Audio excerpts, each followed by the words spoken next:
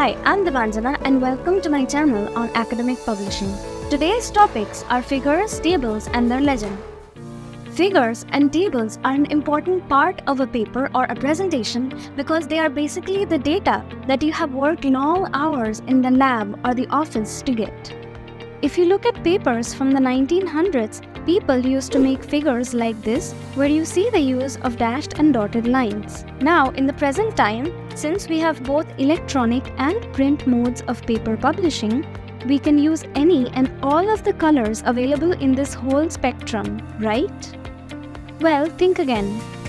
Don't use fluorescent colors in your figures. I know you want to draw the attention of your readers, but graphs like these are hard to look at and distracting. I believe none of you would make figures like this, so let's focus on the more important aspects of colors in figures. Now let us consider you have made this figure but your reader prints it out in grayscale. Now you can see that the two different colored bars are indistinguishable.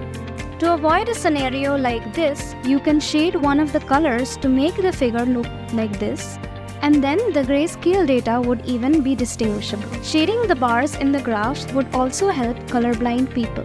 In India, less than 1% of females and almost 8% of males are colorblind.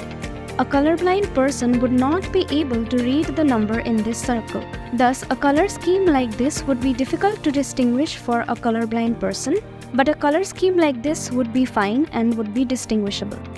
Accordingly, with the given link, you can find a set of colors you can use to make your figures more accessible to a diverse audience. Now that we have talked about colors, let's also look at patterns you can use for your figures.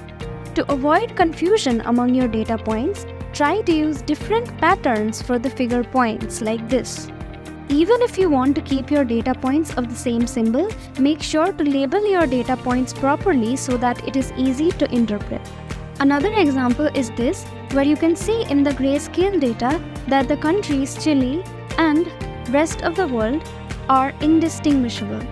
The use of color intelligently by authors can help the readers interpret the data better and even without having to refer to the figure legends.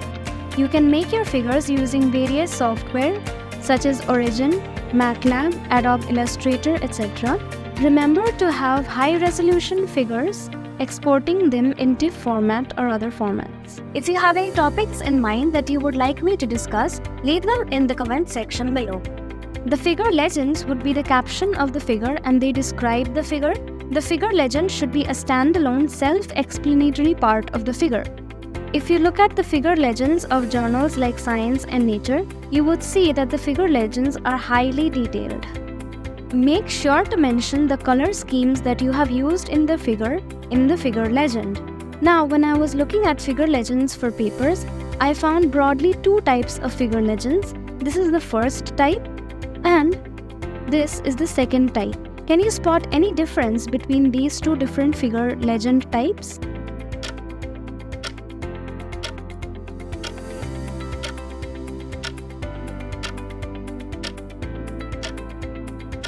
If you look closely at the figure legends in the bottom, you'll see that there is a sentence stating the result. I feel that this is a good style since it gives a context of the figure.